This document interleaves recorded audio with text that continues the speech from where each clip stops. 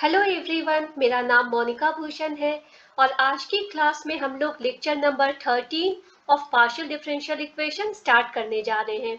तो अब तक की 3 क्लासेस में हमने लैग्रैंजेस पार्शियल डिफरेंशियल इक्वेशन को डिस्कस किया है।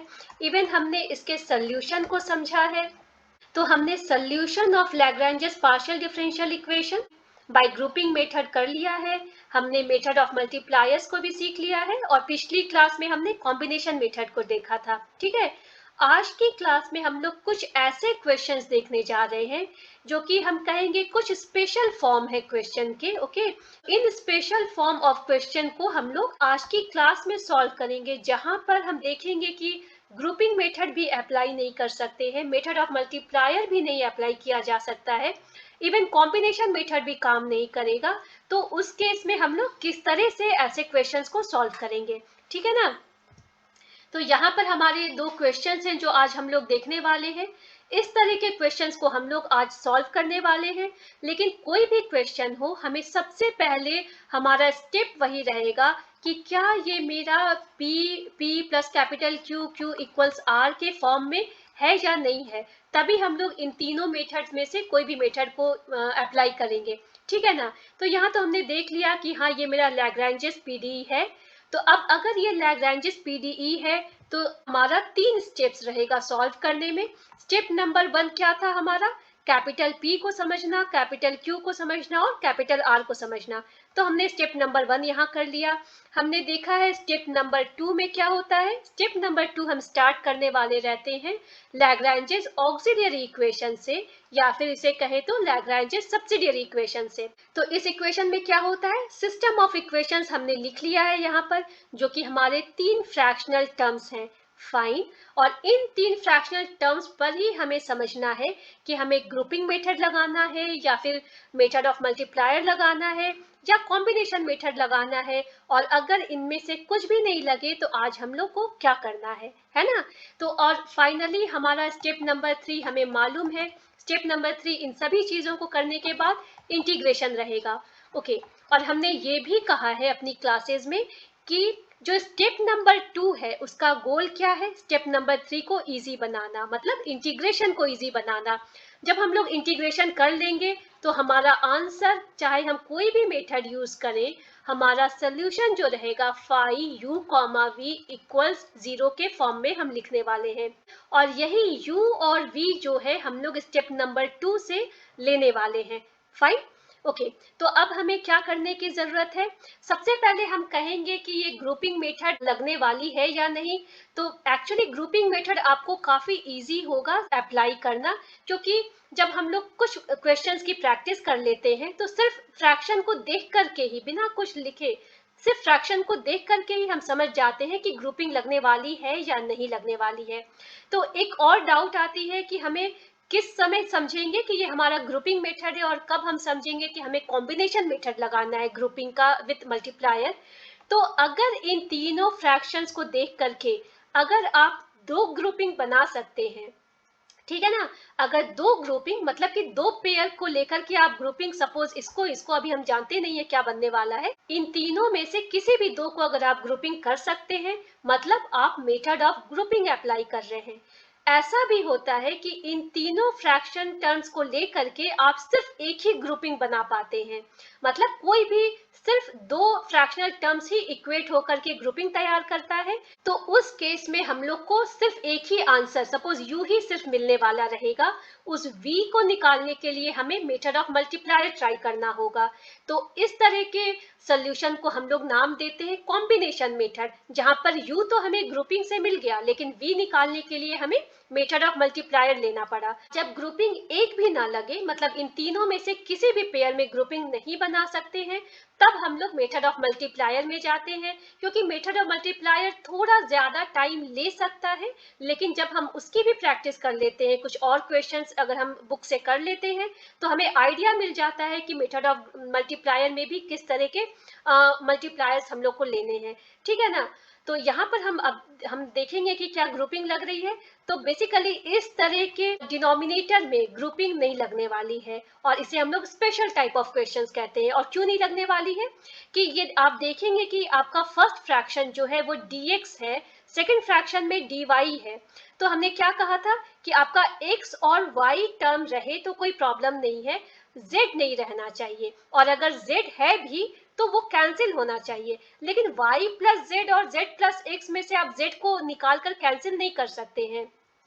अगर ये मल्टीप्लाइड रहता, मतलब अगर ये yz रहता डिनोमिनेटर में और यहाँ dy बाई zx रहता तो ग्रुपिंग लग जाती, क्योंकि आप z को कैंसिल कर लेते और वो dx बाई y और dy बाई x यहाँ जाता और y राइट हैंड साइड में जाता और आप इंटीग्रेशन कर लेते।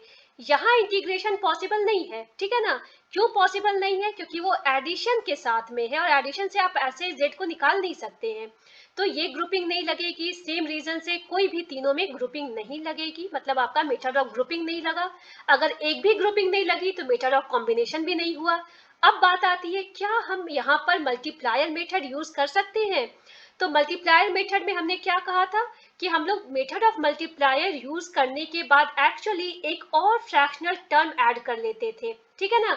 3 मल्टीप्लायर हमने LMN लिया था और हमारा एक और फ्रैक्शनल टर्म जो हमने ऐड किया था वो किस फॉर्म में था? LDX plus MDY plus NDZ divided by L capital P plus M capital Q plus N capital R equals हमने के नाम दिया था, ठीक है ना। और ये हमने क्या क्राइटेरिया रखा था कि काफी इजी हो जाएगा हमारा मेथड ऑफ मल्टीप्लायर अगर ये LP plus MQ plus NR हमारा 0 हो जाएगा। फाइन, ये आपने अगर नहीं देखा है मेथड ऑफ मल्टीप्लायर तो मैं सजेस्ट करूंगी आप उसको पहले देखें, तभी यहाँ पर इस स्पेशल फॉर्म को समझना आसान होगा। तो अगर ये मेरा डिनोमिनेटर वाला टर्म जो कि मैं k के साथ मल्टीप्लाई कर लूंगी, अगर वो 0 हो जाएगा तो आपका ये कंप्लीट टर्म 0 हो जाएगा और फिर इंटीग्रेशन आसान हो जाएगा। हमेशा हमारा गोल है इंटीग्रेशन आसान बनाना। फाइन, तो यहाँ हम देख रहे हैं कि यहाँ पर इन तीनों को ऐड करके मल्टीप्लायर के साथ 0 बनाना आसान नहीं लग रहा है। उतने ही समय में हम लोग अगर कोई दूसरा ट्रिक लगा ले तो शायद ये क्वेश्चन कम समय में हमारा सॉल्व हो जाएगा। और वो ट्रिक क्या हो सकती है? हम लोग यहाँ पर एक प्रॉपर्टी इक्वेशन की समझने वाले हैं। मान लीजिए मैंने यहाँ पर लिखा है 3/6, ओके। 3/6 इक्वल्स 1/2 है, इसमें कोई प्रॉब्लम नहीं है, करेक्ट ना। 3/6 को हम 1/2 लिख सकते हैं। तो इसी के साथ हम इक्वेट कर सकते हैं 3 माइनस 1, न्यूमरेटर में इन दोनों फ्रैक्शन के टर्म्स हैं, डिवाइडेड बाई 6 माइनस 2, इन दोनों का डिनोमिनेटर को मैं माइनस अगर कर दूं तो वो आपको क्या देने वाला है? 2/4, और 2/4 भी आपका 1/2 ही है। सिमिलरली अगर 3/6 और 1/2 सेम है तो मैं लिख सकती हूँ इन दोनों का एडिशन भी, हमारे नया फ्रैक्शनल टर्म जो कि इक्वल रहेगा इन फ्रैक्शनल टर्म्स के, और वो क्या होगा आपका 3 प्लस 1 डिवाइडेड बाई 6 प्लस 2 के, करेक्ट। मतलब कि ये आपका क्या है? 4/8, 4/8 भी आपको 1/2 ही दे रहा है। तो यही प्रॉपर्टी अगर हम लगा दें अपने इन फ्रैक्शनल टर्म्स में तो हमारा क्वेश्चन कुछ कम समय में सॉल्व हो जाएगा, और वो हमें थोड़ी सी प्रैक्टिस से समझ में आ जाएगा। यहाँ पर मैं क्या करने वाली हूँ, इस फर्स्ट फ्रैक्शनल टर्म और सेकंड फ्रैक्शनल टर्म को मैं सब्ट्रैक्ट करने वाली हूँ, न्यूमरेटर और डिनोमिनेटर दोनों के। तो आपका जो नया मेथड जो हम लोग अप्लाई करने वाले हैं, ये मेथड भी हमें नए फ्रैक्शनल टर्म्स ही देने वाला है जिसे हम लोग इक्वेट करने वाले हैं। मतलब एक मैं नया फ्रैक्शनल टर्म लिखने वाली हूँ जो कि इक्वल है इनके ही, और वो क्या है? वो मैं लिखने वाली हूँ dx माइनस dy, इन दोनों को मैं अप्लाई कर रही हूँ। और ये क्या है आपका? y plus Z minus Z plus x के, और इसे मैं क्या लिख सकती हूँ? dx minus dy divided by y plus Z minus Z minus x, और ये z और z कैंसिल हो गया और ये मैं लिख सकती हूँ dx minus dy divided by y minus x के, ओके। तो इससे लिखने से मुझे फायदा क्या हुआ? फायदा ये होगा कि हमारा इंटीग्रेशन आसान हो जाएगा, ये मेरा स्टेप नंबर 2 कंप्लीट हो जाएगा। और वो क्यों आसान हो जाएगा? अगर आपके किसी एक फ्रैक्शनल टर्म में dx भी है और dy भी है तो आप किन चीजों को रख सकते हैं जो कि आपको इंटीग्रेशन में प्रॉब्लम नहीं देगा? तो आप dx और dy रहने पर x और y दोनों को रख सकते हैं। यहाँ आपका z नहीं रहना चाहिए क्योंकि आप z को इंटीग्रेट नहीं कर पाएंगे। और सपोज यहाँ पर आपका z है तो आपने कुछ अगर इक्वेट किया है किसी और टर्म से, वहां भी z है, उस z को आप कैंसिल आउट कर दें तो भी बात सही है, लेकिन इस केस में अगर हम ध्यान दें तो यहाँ पर मेरा इंटीग्रेशन आसान रहेगा, कोई प्रॉब्लम नहीं आने वाली है। इस वजह से इसे हमने एक और टर्म को एक्सेप्ट कर लिया, ठीक है ना। और सिमिलरली हम लोग यहाँ भी वही काम कर सकते हैं इन दोनों फ्रैक्शनल टर्म को। यहाँ मैं क्या लिखने वाली हूँ, dy minus d z equals z plus x minus y, मतलब dy minus d z divided by ये आपका आ गया z माइनस वाई के। Fine, okay.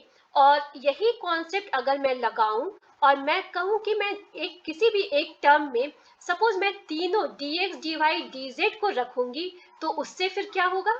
तो अगर मैं यहाँ पर लिखूं एक और फ्रैक्शनल टर्म जहां पर मैं इन तीनों को ऐड करूंगी, और मैं ऐसा क्यों करने वाली हूँ अभी हमें पता चलेगा। ये अगर मैं लिखूं dx plus dy plus dz, मतलब इन तीनों न्यूमरेटर को मैंने ऐड किया और उसे मैं डिनोमिनेटर में भी इन तीनों टर्म्स को मैं ऐड करने वाली हूँ। y प्लस z है ये, y plus z plus z plus x plus y। तो ये आपका क्या बन जाएगा, dx plus dy plus dz। तो मैं डिनोमिनेटर में लिख सकती हूँ 2x plus y plus z, ठीक है ना, क्योंकि यहाँ पर ये सभी एडिशन में है। तो अगर मैं यहाँ पर देखूं तो हमने यही काम यहाँ पर किया हुआ है, ठीक है ना। इसके बाद मैं क्या करने वाली हूँ, मैंने सपोज इन दोनों फ्रैक्शन को इक्वेट किया है। अब यहाँ पर मैं लिखूंगी अगर dx minus dy divided by y minus x equals dy minus dz by z minus y, okay. तो इस टर्म तक आने के बाद मैं कहूंगी कि मेरा स्टेप नंबर 2 कंप्लीट हो गया है। और उसकी वजह क्या है, क्योंकि अब ये हमारा इंटीग्रेशन के लिए एलिजिबल है, यहाँ पर मुझे कोई प्रॉब्लम नहीं आने वाली है। मतलब अब मैं स्टेप नंबर 3 पर आ सकती हूँ।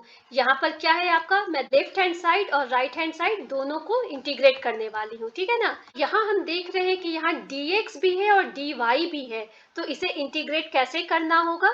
तो यहाँ पर हमारा कॉन्सेप्ट आता है linearity property of differential, okay fine.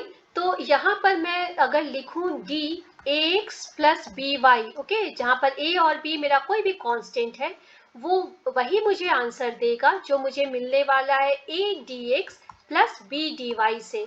इसका मतलब क्या है कि यहाँ पर अगर हम देखें तो यहाँ पर मेरा a और b क्या है, 1 और -1 है, ठीक है ना, क्योंकि यहाँ पर मैंने प्लस कहा है। तो इसे मैं लिख सकती हूँ, ये मेरा क्या है, dx माइनस dy को हम लिख सकते हैं dx माइनस y के।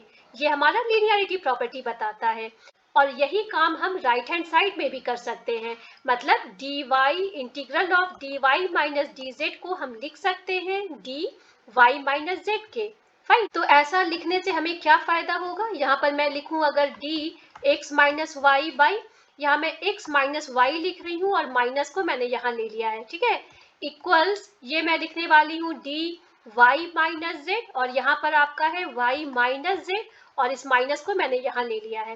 फाइन, अब सॉल्व करने के लिए मैं अगर सब्स्टिट्यूट करूँ t को x माइनस वाई से, तो यहाँ क्या लिख सकती हूँ मैं, dt क्या हो जाएगा आपका d x माइनस वाई के, ठीक है ना। और सेम थिंग यहाँ पर अगर मैं सपोज लिखूँ s equals y minus z के, तो ds क्या होगा आपका d y माइनस z के, ठीक है। तो ये आपको बार बार करने की जरूरत नहीं है, ये आप देख करके भी समझ सकते हैं। तो यहाँ मैं लिखने वाली हूँ माइनस, और ये आपका क्या हो गया, dt बाई टी, ठीक है ना, dt बाई टी इक्वल्स ये आपका क्या है, माइनस, और ये है आपका ds बाई एस के। और इसे हम क्या लिख सकते हैं, माइनस ये आपका हो गया log t equals minus log s plus c1। Fine, यहाँ पर मैं क्या लिख सकती हूँ, माइनस log s को अगर मैं ले आऊँ लेफ्ट हैंड साइड में, माइनस log t मतलब plus log s minus log t equals आपका हुआ c1 से। और इसे मैं लिखूं अगर log की प्रॉपर्टी लगाऊं तो log s by t equal आपका है c1। और यहाँ अगर मैं कहूँ इंस्टेड ऑफ c1 मैं लिखने वाली हूँ log c1, तो भी कोई प्रॉब्लम नहीं है। और रीजन वही है जो हम पिछली तीनों क्लासेस में डिस्कस करते जा रहे हैं कि c1 भी हमारा कोई एक आर्बिट्रेरी कांस्टेंट है, log c1 भी कोई दूसरा आर्बिट्रेरी कांस्टेंट रहेगा। मुझे मतलब नहीं है कि वैल्यू क्या है c1 की, मैं बस नेचर ऑफ c1 मैं जानती हूँ वो आर्बिट्रेरी कांस्टेंट है, तो यहाँ मैं log c1 भी लिख सकती हूँ। और log c1 लिखने का फायदा क्या होगा कि मैं दोनों साइड एंटी लॉग लगाऊंगी और फिर log हट जाएगा, तो यहाँ पर मैं क्या करने वाली हूँ, ये आपका s बाई टी जो है वो C1 है। s बाई टी क्या है हमारा, s हमने कहा था कि वो y by Z, y minus Z है, और t जो है वो मेरा x माइनस वाई है। फाइन। और यही जो C1 है इसे हम लिखने वाले हैं u से। तो u आपको मिल गया जो कि है y minus z by x minus y के। मतलब मेरा जो फाइनल आंसर आने वाला है phi u comma v equal 0, मुझे u तो मिल गया। u क्या है आपका, y minus z by x minus y. अब मुझे जानना है कि मेरा v क्या रहेगा। फाइन। v भी निकालने के लिए मैं एग्जैक्टली सेम मेथड में अप्लाई करने वाली हूँ। और ये हमारा मेथड क्या रहेगा कि अब इन तीनों जो मुझे नए फ्रैक्शंस मुझे मिले हैं कुछ ट्रिक्स अप्लाई करने के बाद, दो फ्रैक्शंस को हमने यूटिलाइज कर लिया, अब हम लोग तीसरे फ्रैक्शन को भी यूटिलाइज कर लें। तो यहाँ पर सपोज मैं इस फ्रैक्शनल टर्म को यूटिलाइज करूँ अगर, तो यहाँ पर कहने का मतलब क्या है कि मैं अगर यहाँ लिखूँ dx plus dy plus dz divided by 2x plus y plus z equal, मैं इसे भी यूज कर सकती हूँ, इसे भी यूज कर सकती हूँ, मुझे कोई प्रॉब्लम नहीं है। मैं यहाँ लिख सकती हूँ dx minus dy by y minus x के। एग्जैक्टली सेम मेथड हम अप्लाई करने वाले हैं। यहाँ पर मेरा स्टेप नंबर 2 कंप्लीट होता है v निकालने के लिए, और उसकी रीजन क्या है कि यहाँ पर हम देख रहे हैं कि अब इंटीग्रेशन आसान है, मुझे अब इंटीग्रेशन करने में मतलब स्टेप नंबर 3 के लिए कोई मेहनत की जरूरत नहीं है। और यहाँ भी हम क्या करने वाले हैं, अगर मैं लिखूँ integral of dx plus dy plus dz divided by 2x plus y plus z, और यहाँ मैं लिखूँ dx minus dy by y minus x के, तो यहाँ हम क्या करने वाले हैं, linearity property of differential apply करेंगे और हम लिखेंगे dx plus y plus z के। फाइन। और ये जो 2 है 1/2 मैंने बाहर निकाल लिया, और ये x plus y plus z के है। और यहाँ पर हमने सेम काम पहले कर लिया है इसको निकालने के लिए, ठीक है ना। तो यहाँ अगर हम ध्यान दें, अगर मैं सब्स्टिट्यूट करूँ, t है आपका x plus y plus z के, तो dt क्या हो जाएगा आपका d x plus y plus z के। मतलब इसे आप क्या लिख सकते हैं, यहाँ पर आप लिख सकते हैं dt बाई t से, ठीक है ना। और dt बाई टी आपको क्या देता है, log t देता है। तो हाफ log t को आप क्या लिख सकते हैं, log t to the power half से। फाइन। ये हमारी प्रॉपर्टी है log की। तो आपका लेफ्ट हैंड साइड में तो आ गया है log t to the power half, और राइट हैंड साइड में आपका क्या था, ये आपका होगा माइनस, क्योंकि ये y माइनस एक्स है, x माइनस वाई मैं लिखूँ तो log x माइनस वाई, ठीक है ना। और यहाँ पर अगर मैं लिखूँ log t के बदले मैं लिखने वाली हूँ x plus y plus z to the power half, और यहाँ है आपका minus log x minus y, और प्लस में एक आर्बिट्रेरी कांस्टेंट ऐड करने वाली हूँ जो कि हो जाएगा मेरा C2, ठीक है ना। यहाँ पर मैं C2 ऐड करने वाली हूँ, तो C2 क्या होगा आपका, अगर मैं minus log x minus y को लेफ्ट हैंड साइड में ले जाऊं, अगर log x माइनस वाई को लेफ्ट हैंड साइड में ले जाऊं तो ये पॉजिटिव हो गया, और ये हो गया plus log x plus y plus z to the power half equals, ये आपका आ गया, मैं यहाँ लिखने वाली हूँ log C2। रीजन वही है क्योंकि मुझे इक्वेशन को सिंप्लीफाइड बनाना है। यहाँ पर मैं log की प्रॉपर्टी लेफ्ट हैंड साइड में लगाने वाली हूँ, log a plus log b आपको देगा log a into b। Fine. तो यहाँ पर मैंने इसे इस तरह से लिख लिया है, और ये आपका हो गया log C2, और मैंने एंटी लॉग लगाया और ये मेरा C2 मिल गया जो कि है x minus y x plus y plus z to the power half के, और यही C2 को मैं इक्वेट करने वाली हूँ v से। मतलब मुझे अब इक्वेशन का v भी मिल गया जो कि है x minus y x plus y plus z to the power half. Fine. तो अगर हम देखें तो फाइन, हमें भी यहाँ पर v वही मिला है। तो फाइनली हमने यहाँ पर अपना आंसर लिख दिया इस फॉर्म में। फाइन। तो अगर हम सेकंड क्वेश्चन अब देखें, तो यहाँ भी हमें कोई भी क्वेश्चन शुरू करने के पहले चेक करना है P P plus capital Q Q equals R form है, तभी हम लोग आगे बढ़ सकते हैं। और जब हम आगे बढ़ेंगे मतलब हमें 3 स्टेप्स में काम पूरे करने हैं। स्टेप 1 मैंने पी क्यू आर को लिख लिया, स्टेप 2 में मैंने आर्बिट्रेरी इक्वेशन को लिखा है यहाँ पर, और यहीं पर मुझे सारे काम करने हैं स्टेप नंबर 2 के, क्योंकि स्टेप नंबर 3 तो मेरा इंटीग्रेशन है। इंटीग्रेशन करने के पहले स्टेप नंबर 2 में हम काफी काम कर लिए रहते हैं। अगर हम देखें कि क्या ग्रुपिंग लगने वाली है, तो इस स्टेप में तो कोई प्रॉब्लम नहीं है, dz बाई जेड तो ठीक है, लेकिन यहाँ पर dy है और आपका z और x को आप अगर किसी की भी ग्रुपिंग करें तो आप कैंसिल नहीं कर सकते हैं। ग्रुपिंग 1 और 2 में भी नहीं लगेगी और 2 और 3 में भी, 3 और 1 किसी में भी ग्रुपिंग नहीं लगेगी। अगर एक भी टर्म में ग्रुपिंग नहीं लग रही है मतलब कॉम्बिनेशन मेथड भी नहीं लगने वाला है। हाँ, मेथड ऑफ मल्टीप्लायर हो सकता है लगे, ठीक है ना। मेथड ऑफ मल्टीप्लायर में हमने क्या कहा था, वो आसान कब बनेगा, जब हम LP plus MQ plus NR equals 0 लिखेंगे। अगर ये 0 देता है तो मुझे मेथड ऑफ मल्टीप्लायर एक तरह से आसान हो जाएगा। अगर हम यहाँ पर सीधे इन तीनों को ऐड कर भी रहे हैं तो ये हमें 0 दे रहा है, ठीक है ना। यहाँ पर अगर हम देखें इन तीनों को हमने अगर ऐड किया है डिनोमिनेटर को तो ये तो आपको 0 दे रहा है। तो यहाँ पर आप मेथड ऑफ मल्टीप्लायर को ट्राई कर सकते हैं। लेकिन इस क्लास में सिंस हम लोग कुछ अलग ट्रिक को चेक करना चाहते हैं तो यहाँ पर हम लोग वही काम करेंगे, किसी भी दो टर्म के डिनोमिनेटर और न्यूमरेटर को ऐड और सब्ट्रैक्ट करके नया फ्रैक्शनल टर्म निकाल सकते हैं। और ये आपके एग्जाम में एक्चुअली कौन सा मेथड आपको जल्दी आंसर देगा ये आपको कुछ प्रैक्टिस से समझ में आ जाएगा। हो सकता है इस क्वेश्चन में आपको ट्रिक अप्लाई करने से जल्दी आंसर आ जाए। तो ये हम कैसे करेंगे, तो सपोज अगर मैं इन दोनों फ्रैक्शनल टर्म्स को अगर न्यूमरेटर और डिनोमिनेटर को ऐड करूं, ऐड क्यों करना चाहती हूं, क्योंकि मुझे इन फ्रैक्शनल टर्म्स को देख करके ही ऐसा दिख रहा है कि यहाँ पर आपका x माइनस वाई अगर मैं ऐड कर रही हूँ प्लस वाई माइनस एक्स, तो ये दोनों तो कैंसिल हो जाएंगे, x और माइनस एक्स, वाई और माइनस वाई, बचेगा सिर्फ z जो कि माइनस है, माइनस z। फाइन।